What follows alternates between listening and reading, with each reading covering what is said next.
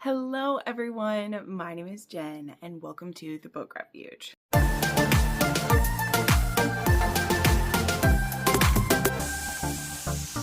All right, hello everyone. I am so excited to bring you a recommendations video today. Now, first off, let's get the awkward caterpillars out of the room. I'm trying a new eyebrow gel and it appears a little bit aggressive today. That just happens when I'm trying a new one and I don't understand the how thickly it goes on or not, and then you know, the first few places you put it down, it's just like bleh, it just throws up all over your eyebrows, and if you try to fix it, you'll just end up smearing it all over your face, which is why I should know by now to test it out on a day when I'm not filming first, but that's not how it worked. So I know I'm probably, you know, shooting myself in the foot a little bit by pointing it out to people before, because now the attention will probably just be on my eyebrows. But I gotta tell you, if you are anyone who is on social media at all, like face first, you know that you yourself are probably already going to be staring at it. You know, especially I have to stare at myself when I film these, when I edit these, when I post anything, I have to stare at myself. And the best thing a person can do is to, you know, take the stuffing out of themselves first before anyone else can do it. So we're just acknowledging it before we even get into the video that yes, I'm aware my eyebrows are a bit darker and thicker, and one of them appears to be angled a bit more than normal. But I also know that most of y'all are very classy people and you will tell me how beautiful they look and then just move on, because you're really here for the book recommendations and not what my face looks like. Though I know I do have a beautiful face. I'm not saying I don't, but I know you're here for the recommendations and not my face. So got that out of the way. Anyway, moving along. This rec video today is going to be heroines who are 30 or over. And in fact, I do think the youngest one is 31. So I guess we can say 31 and older. And this is one that I thought I had made one specifically this before. But I guess I hadn't. I don't know. I'll have to see. It's sometimes difficult to search terms for which videos I've made, but I believe I have made one where the couples together are both a bit older. I don't know what I've made, but any videos I've made that are close to this category before, I'll link up here if I have. If I really haven't, then, you know I've done like reverse age gaps, which would mean the woman is older, and a couple of these are that as well.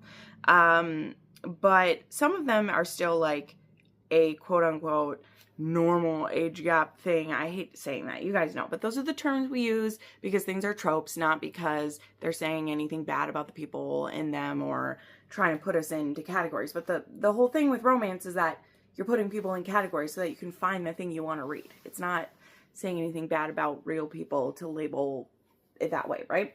At least that's not how I look at it here. If you have those feelings yourself, I'm sorry, that's how I have to label things here. But I will say that I know not everyone wants these to be like mothers just because they be over 30. And a good portion of them are. I will try to call it out which ones include women over 30 who don't already have children. And I think it's a pretty good, about half of them aren't, but at least half of them are going to be women who are single mothers, divorced with a single mom, divorced and now a single mom, or a widow and a single mom, or situations like that. Because in general, that is just what gets written in romance novels, okay? It's also what I do enjoy reading because I like reading a lot of single moms. That's why I have a lot of videos like that, which are second chance where the woman, you know, is a widow or is divorced or things like that.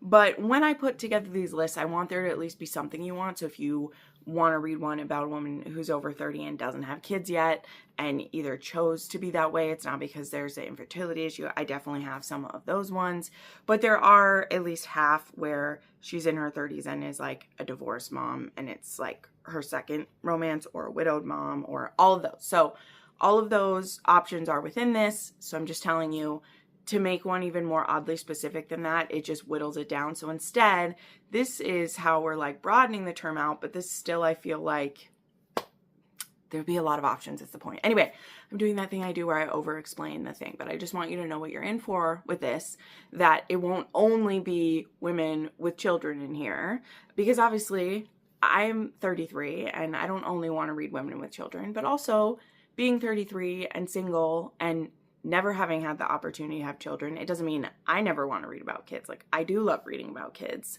I do wish that I had kids, but I know not everyone does, right? So we're all living our individual lives and we all have our preferences within fiction, and I just want to present you with some different ones. Now, the fun part of this, though, as well, is that I do not just have contemporary romance in here. I have a paranormal, I have a fantasy, I have a sci-fi, I have mafia, and then I have about half that are contemporary. So again, in that respect too, we have crossovers that way. So there's a good mix of kind of everything in here. So, and along the way too, I will point out as I go, and also trying not to make this video be an hour long, which we'll see. I'd like to say it isn't, but I have no idea what it'll be. I won't even pretend that it won't be super long. We'll see. A few of these authors that I'm going to recommend, like the first in a series, or, well, one of them's a second in a series because it's my favorite. They kind of focus on writing heroines over 30. So if you end up liking the one book I recommend, you could maybe continue the series and all of those ladies will be over 30. So there's that. Okay. All right. Did I do enough over explaining, getting to it? I think so. Let's get into it. One other thing before I go. Again, this was a recommendation from a viewer, but they didn't put their name, so this is to an anonymous person who requested wanting to read someone who, I believe their description, I didn't keep it open, but they said someone who is about my age instead of being like a teenager, which I totally understand. The older I get myself, I also, you know, start to want to see people a little more like me. Although even when they are, that's the thing I've come to realize as well. Even when I'm reading someone who's 30 to 35, I mean, they rarely look like me anyway. And I don't find that I mind because I like escaping into my story. But I think that when they're 30 and older, the jadedness of a heroine, if a heroine is a bit bitchier, pardon my term, but if a heroine is a bit bitchier and crankier things, yes, I'm using cranky, I understand it more now than when you have like a jaded 18-year-old.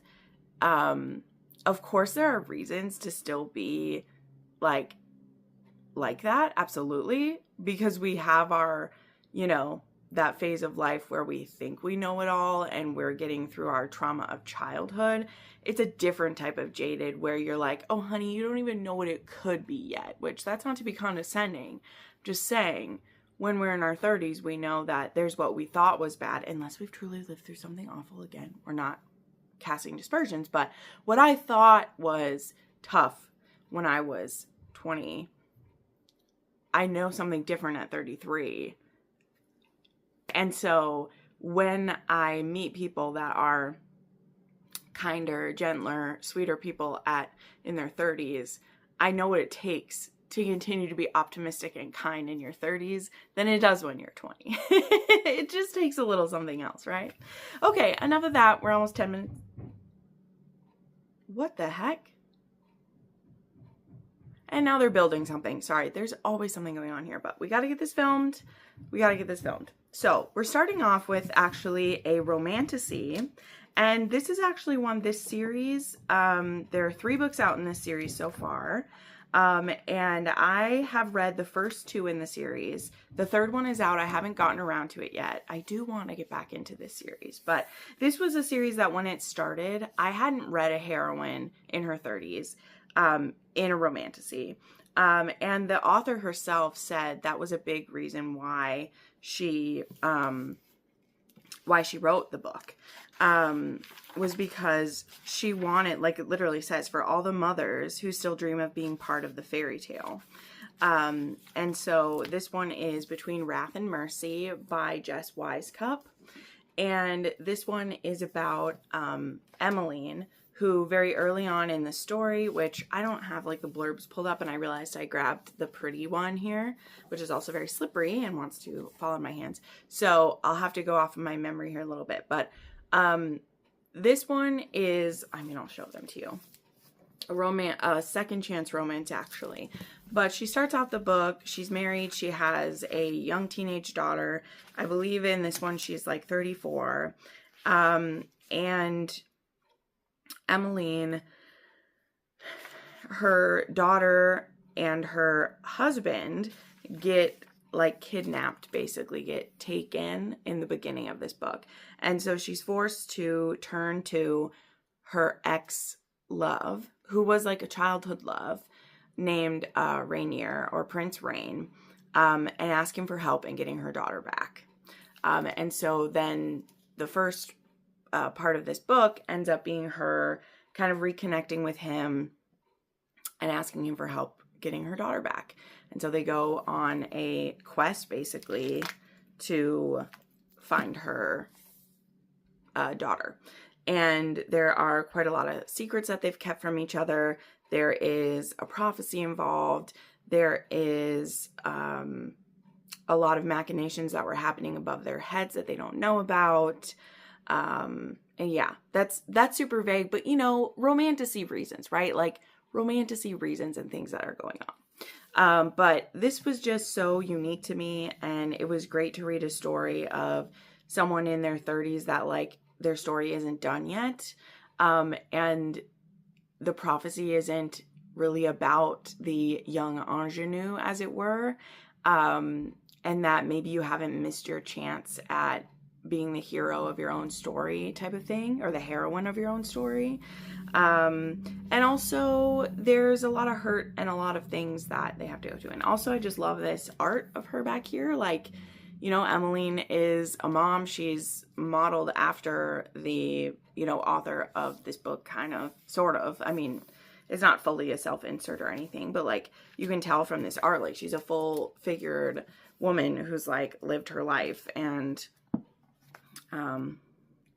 seeing if I can find one of the other art pieces in here that's really pretty too, but she's not some like delicate flower by any means. And yeah, it's really, really good one. But anyway, so there's that one if you want. I don't know many other romantasies yet that I've read where heroines are in their 30s. There's a few I've read where they're in like later 20s, but usually they don't make it that long in those worlds unless, you know, or they're like magical creatures where they're hundreds of years old, and in being so, are they really young or old? You know, you just start to lose the sense of that. Okay. I'm just going to go in order so I don't mess up. Okay, then I have a paranormal to share with you. And this is another one where there are multiple heroines in the series that are over 30. And there's even one who is in her 40s as well. So we have Wolf Gone Wild by Juliet Cross. This is one of my favorite series. And this one is definitely lighter, spunkier, fun, more fun. And this is about this series, the Stay a Spell series, takes place in like New Orleans, and it's these 6 sisters who are all witches. And this first one is about Evie, who is I think she's a hex breaker, is what sorry, why did I just say I think? It's been a while since I've reread this. Why has it been so long since I've reread this? But she's a hex breaker, and she gets approached by Mateo Cruz, who is a werewolf. And in this world, the werewolf, so there are like 4 main types of kind of magical beings in this world. There are vampires, grims, witches, and werewolves. And the werewolves are kind of like the outcasts. There is a more strong curse upon them. And they're just, no one else is really supposed to work with them or do anything with them. But Mateo, he's this very actually like gentle man. He's an artist, and he just really tries to keep to himself. He, pun intended, is a lone wolf. He is looking for a hexbreaker because he's been unable to shift for 3 months, And so his wolf, who is called Alpha, has actually been like living in his head. So instead of only coming out when it's time to shift, his wolf Alpha has been kind of like living in his head and like speaking to him. And so he's really desperate because this isn't right. This isn't how it's supposed to be. But again, the witches aren't supposed to do anything for the werewolves. Like, they're not supposed to be able to get help from any of the magical people. But when he approaches them, Jules, who is kind of like the head of their, like, well, she's the oldest of the sisters. So Evie's older sister, but also she's kind of a leader in their area of New Orleans. She kind of gives Evie her blessing to look into it because they like get a good vibe off of Mateo. And so that leads to Evie kind of spending some time with him, observing what's going on. And they're both really like nerdy people, just in different ways. And as they spend time together, I mean, we learn they're fated mates and stuff like that. So, in this, I believe she is 38. Mateo is much older because wolves can live a long time, but so can the witches actually. But yeah, and Evie is the second oldest. So Jules is the one who, she is in her 40s. And then I think 3 of the other sisters are also in their 30s. I think the only sister who's in her 20s might be the youngest one. But they're all like over 30. So as you read through the series, they're all like in their 30s here. So one of the critiques people give of this, just so you know, is that like, I do think that they start being written, like they feel there's kind of a young feel to the writing of the characters in here. And part of that reason is that she's written as 38, but like in the way of like the witches, like she's actually kind of like younger, you know, type of thing. But anyway, whatever. I don't care. I love that series. It's my comfort series. I used to reread those all the time. So, and it's the series that really kind of like skyrocketed Juliet's career. So big fan as well. Juliet is a friend of the channel, though she's gotten very busy and, very hyped up lately. I'm just very proud of her. But yeah, that's a series where, again, most of the heroines are 30 or over. So that's a really nice one. And again, if you feel that like Evie's written a bit immature, I don't feel that the next sister,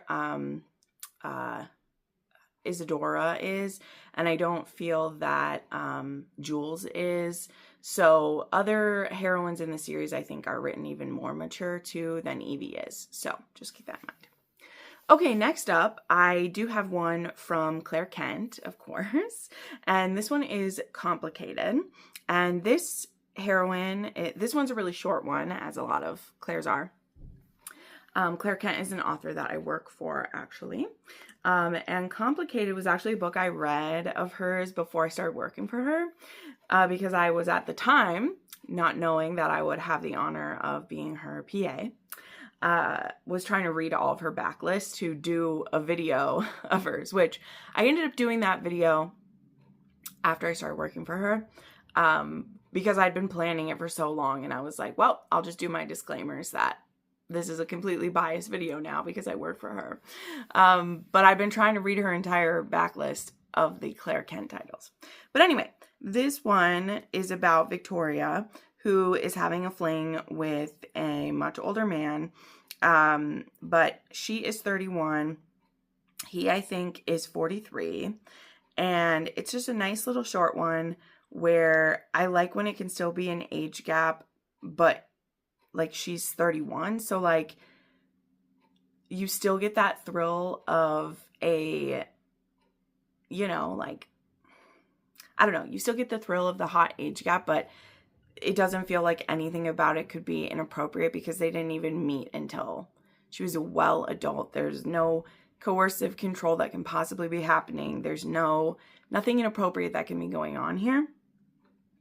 And yeah, it starts off with them having a fling, but then Greg is the name of the hero. His daughter ends up catching them together, and there's a bit of a snafu with that. So that is a fun little one between the two of them. Okay, then we have another one where the author pretty much all of her characters are 30 and over. If she writes a heroine who is in her 20s, probably expect there to be a time jump. Like, that's the kind of author that she writes. Like, for real. The few that I've read where when they start in their 20s, I'm like, oh, she's probably going to jump ahead, because she likes to write her characters in her 30s, if not even their 40s, which is really nice. So, Ruthless Stranger by Maggie Cole. This one also has a heroine who's 38 and she's getting divorced. No kids in this one either. And she is actually on like a divorce, like reverse bachelorette party or something happening, like celebrating her divorce in Vegas. This is a mafia romance. I do have a couple of those in here. This one's a mafia romance, and this is Aspen and so what's this hero's name? I can't remember. Maxim.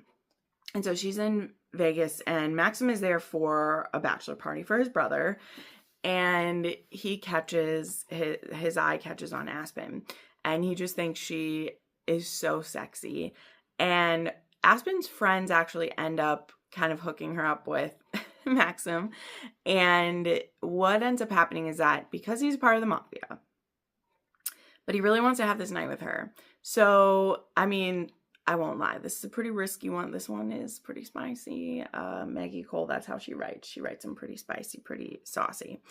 And her friends, though, help her out in that they know who this guy is. I can't remember how they do this exactly either. It's been a while, but somehow they're looking out for her so that he can't, like, hurt her. Although, to be fair, her friends have no idea who they're messing with, because if he'd wanted to hurt her, he definitely could have, and it wouldn't have mattered if they, like, knew what his name was or something like that.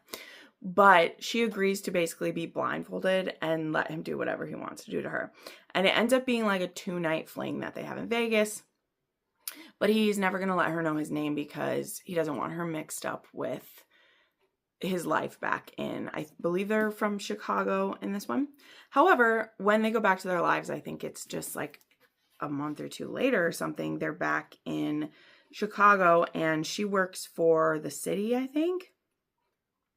And they go into a meeting where his family is trying to, like, buy a building there, and he sees her. He knows what she looks like. She hears his voice, and she's like, oh my God, it's the guy I hooked up with. And now that they've met each other in real life, now they can't stay away from each other. So this is Ruthless Stranger, and this is the beginning of the Mafia Wars, and specifically the Ivanov family is the first 5. These are the books that are always behind me, like in my videos. I love these ones. So the first 5 books are the Ivanov family, which is Bratva, and then the second 5 are Irish Mafia.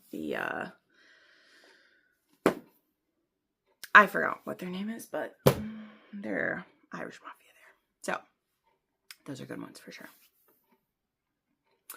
Okay, then we have one of my favorite single moms, and you know, there was just a video I did last week and everyone was so shocked that I didn't put this book on there. Like, I got so many comments about it that I was, you know, I'm not upset that people mentioned that, because they're right, I maybe should have, but this book was a favorite all the way back in 2020. And so I was trying to pick like some newer ones on there, but I totally understand why I got called out, because it is a book that makes me kick my feet and be so happy. But I'm putting it on this one for a woman in her 30s, and it's The Takeover. So yes, I didn't have this one in the video where this book makes me kick my feet. And I just had so many people being like, I had Takeover on my bingo card and you didn't say it. And I was like, you're right, I didn't. But I think part of it is too, is that this book does make me so happy, but I also cry like so much. And so I sometimes, depending on the mood I'm in, whether it makes me cry more or kick my feet more, it depends. But anyway, for this one, it absolutely works. This is another heroine who's 38. She has 3 kids. She's a widow. And she meets Tristan when he tries to buy her husband's business that she is now running, trying to keep it together. It's a media company, trying to keep it going until her sons can inherit it. And Tristan Miles, his family also owns a media business, and he's the takeover king for his family, and he is trying to buy up, struggling businesses and scoop them up. And when he first meets her, he thinks she's such a ball buster. He thinks she's great, and he actually wants to take her out. And she's like, fuck you, go away, I don't like you. But then they run into each other, I think like a month later in Paris when he's speaking at an event. And they just have this crazy like chemistry, and they end up hooking up for like a week in Paris at this. First it's an event, but then she ends up staying a little bit longer, taking some time for herself. It's been 5 years since her husband has died. Like she had her youngest was only 3 when her husband died, and her oldest was only 13, and now it's been 5 years. And she hasn't taken any time for herself. So she takes this long fling with this hot younger guy. I think Tristan's like 5 years younger than her.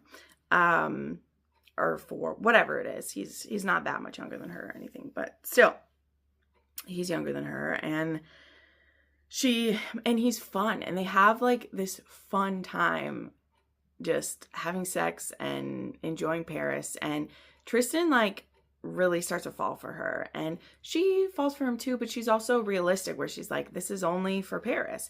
But then when they get back, Tristan is like, well, we're totally gonna keep seeing each other. And she's like, no, I have 3 children and I'm trying to hold my business together, as you know, because you tried to buy it from me because it's not doing so well.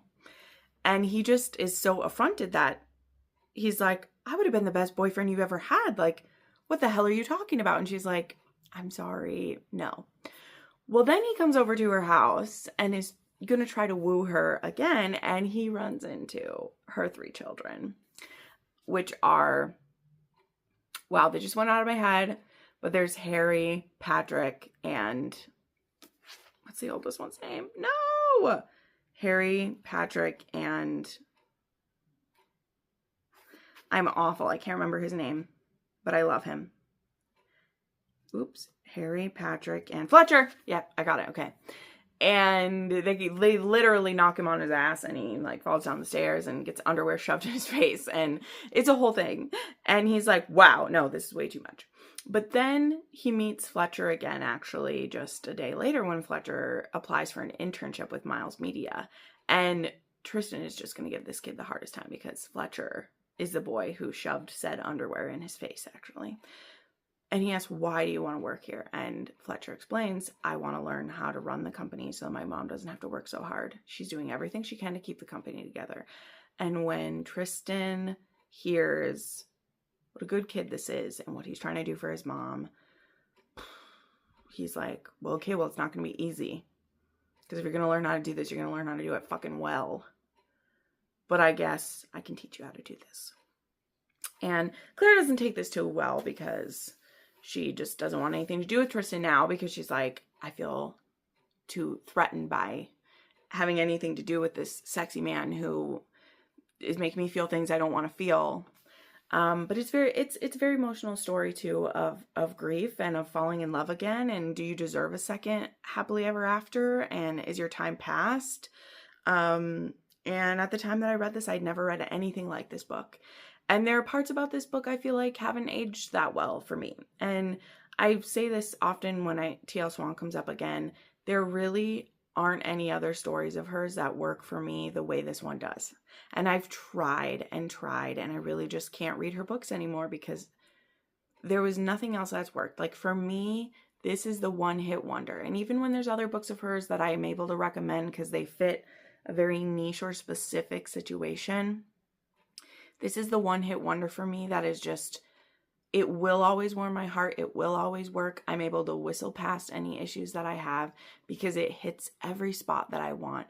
But any other book by T.L. Swan, to me, just, it just can't ever do it. And I know they're going to be trying to make, and maybe this will work as a TV show, because I think in the series as a whole, a lot of the situations that are like funny kind of more work maybe visually than they do in a story. Particularly stuff maybe in like the do-over and things like that. But her writing these days, the way the men act as such children don't work. Whereas Tristan, it works for me. But anyway, that's another thing for another day. We're getting through this. But I love Tristan and Claire. And she's a heroine over 30 who gets a second chance at love. And it's very beautiful. Okay, let's do When We Fall. This is another single mom. Like I said, there are a few of those in here. And I kind of had written a few of the single moms all in a row here.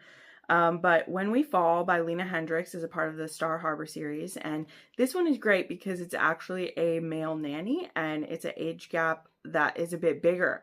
I think sometimes they play it pretty safe with those. And this one, I believe, is, let me find it here. If someone wrote it down. Sorry, I thought I wrote it down, but I didn't. But she is 36. And I think he's like, let me find it. Come on. I had just seen it last night and I didn't write it in the right place, but I think it's like an 8-year one.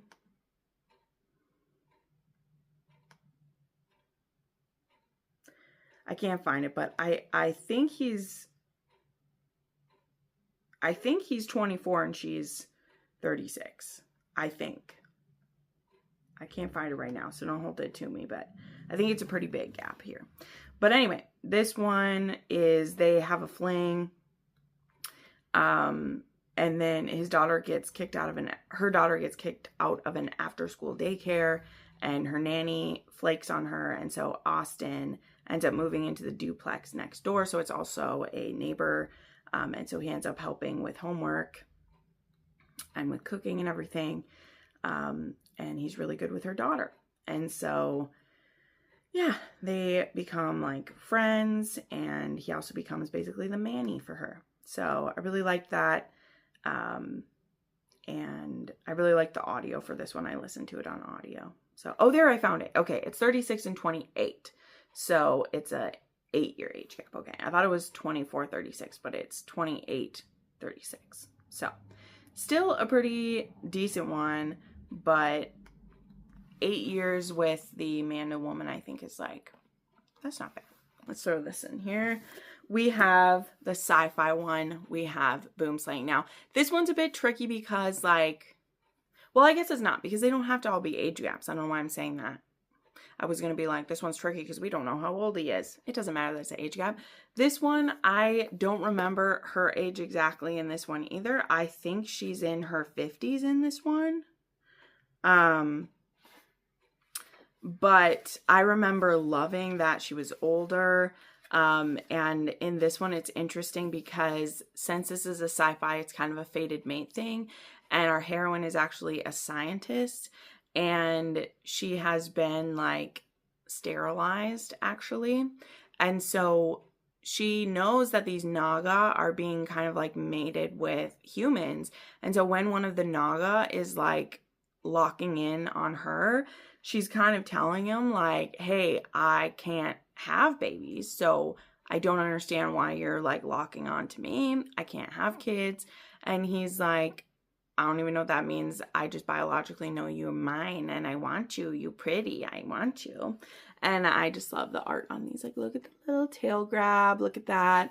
So this is one that, again, I think she's in her late 40s, if not 50 in this one. And yeah, this one is number 5 in the Naga Bride series. So I do suggest you've probably read a few before this one, because there's a lot of plot stuff going on in this one.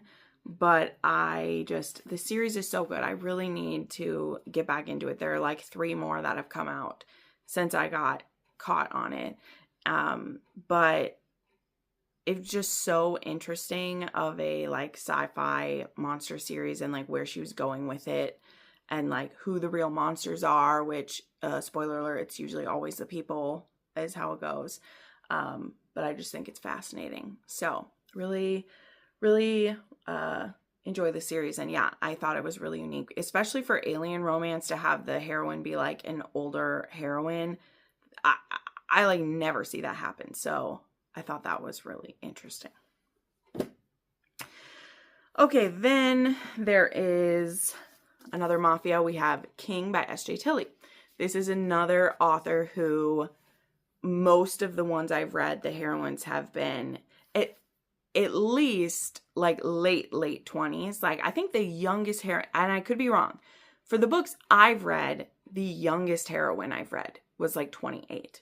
So you're pretty safe with S.J. Tilley books to read that. But in this one particularly, I think is this one Savannah? Let me just, yes, I was right. Savannah is 31 in this one. I love this design. This is the Mystic Box one. And this one is the one where, oh, so pretty.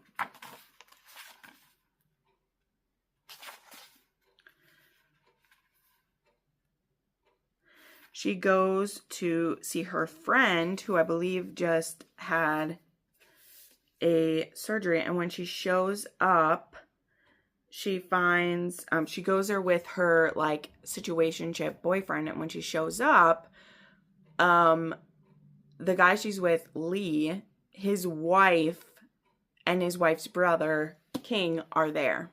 So she's not super attached to this guy, but she's bringing like a lasagna over to her friend. And this douche canoe has a wife. And this guy's name isn't Lee. It's actually Leland. And he's her husband. And so King is there and is like, oh boy, this is ridiculous. So let's just say lunch with her friend doesn't go too well. And when she ends up like, whatever. It's a kerfuffle. Let's just say King ends up taking care of his brother-in-law. And now we have to handle Savannah and make sure she doesn't cause problems. And, you know, Savannah may have an opinion or two about that. Let's just say. But yeah, look at the beautiful artwork on this. So this is great. S.J. Tilley, she writes absolutely bonkers books. I'm not saying she doesn't. But the heroines are usually at least not 18-year-olds. So if these women, consenting women in their 30s, want to be in bonkers relationships, well, who are we to stop them? Really, who are we to stop them? Okay, just 2 books left. So,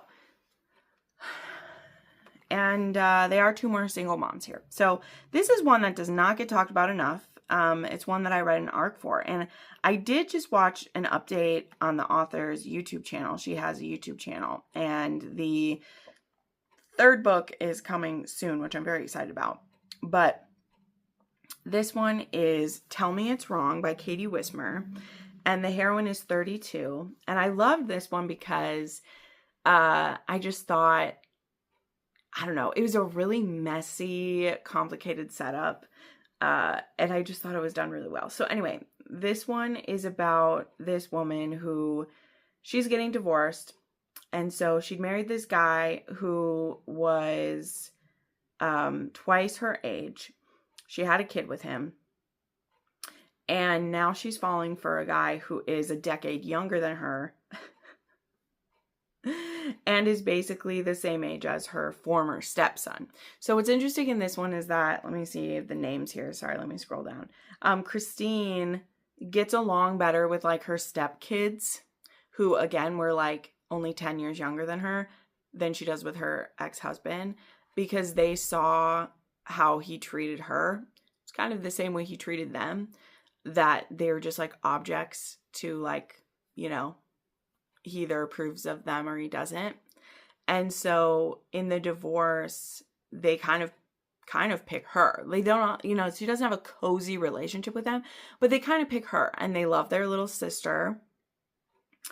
And so, and I think I can't remember if there, how many siblings, how many stepkids she had, but there's at least the guy. So yeah, there's Fletcher, who he owns a bar, and he was in foster care, and so he's pretty jaded, but he's doing well for himself. And so she starts seeing him when she brings Casey, her son, to, I think it's like a skate park or a skateboarding like camp that his older stepbrother and Fletch are like doing and stuff. And so they end up seeing each other a lot. And then there's also, I think he also is like helping with like renovations on her new house that she has to buy because she doesn't want to be under the control of her ex. So yeah, I just thought it was, you know, it was a story about healing, and also, you know, she made so many choices based on what other people told her to do. Like her marrying this rich guy was, you know, this thing of security that like her mother pushed her into. And now she's starting over at 32, a single mom, but like trying to make different decisions for her kid. And I just really like that. And yeah, it was good. I really like that one. And I thought Katie did such a good job with it, with such like, not that she couldn't write mature themes, but I just thought it was really well done. And then the final one, our heroine is 37 in this one, is In the Details by Julia Wolf. And this one also has, the heroine is older than the hero too, because I believe Jake is 33. If I got it right in here. I think so. But they're actually both single parents, and they actually are two strangers who meet up at a like motorcycle bar. Because her family actually owns like, they like sell motorcycles and stuff. And his family like fixes motorcycles and stuff. Something like that. And he has a daughter who I think is like almost is like a teenager that he had like in high school. And she has a daughter who's only 3, and she's divorced her husband. And so she'll sneak away to go for a ride sometimes. And they've met and hooked up a few times. But then they run into each other 2 different times. One, when she needs some work done on her car, and they get off to a bad start, and he realizes she has a kid for the first time. And they just have a bad attitude with each other. And then when his brother had set up a business deal with Rossi Motors, and they go in and realize that they know each other there, they have a really bad interaction. But then they end up hooking up, and she spends the night, and his ex brings his daughter over, and he hadn't told Clara, it's Clara in here, isn't it? I'm right. Yeah. That he had a daughter. And so they both were keeping these secrets. So things are pretty sticky right from the start. But I just really love how they end up working things out. And he also is so good with her little girl. There's a scene in here that completely won me over to him, and I don't care if I'm a simp. There's a scene in here where he braids his daughter's hair, her daughter's hair, and then like does her hair. He does all of the girl's hair. There's also a scene like the first time he does braid, which I thought was so cute, is that he goes to his daughter's soccer game, and his like ex, her husband, he's friends with, because again, they had this kid like in high school together, and so they've more been like best friends raising a kid together all these years. Like they've been there, supported each other. So he likes his daughter's stepdad, you know. And when he shows up, they're like, oh, braid my hair like you do it the best. So like he shows up at the soccer field, and rather than her mom or her stepdad, she waited for her dad to get there and braid her hair. And it's so cute because it's kind of that thing where you know that like her mom or her stepdad could braid her hair. She wanted her dad to feel included, that even though she spent she isn't living with him full time, that it was important that he be there on time to braid her hair, because she won't feel ready for her game if her dad's not there to braid her hair. But anyway, this was about heroines over 30, not the dads. But I'm just saying, Julia Wolf knows how to write a freaking book, okay? She gets me every single time. And she's especially good at writing girl dads, okay? Like she's written so many of them. You know, she's written Elliot, she's written Jake, she's written Ben. She is so good at writing them, and you should read them. But In the Details has Clara, who is 37, and I just love it. So there you go. I hope that scratches the itch for some of you in one way or the other. If one of those or more will work, I will have links to all of them down below if you would like to read a copy of them.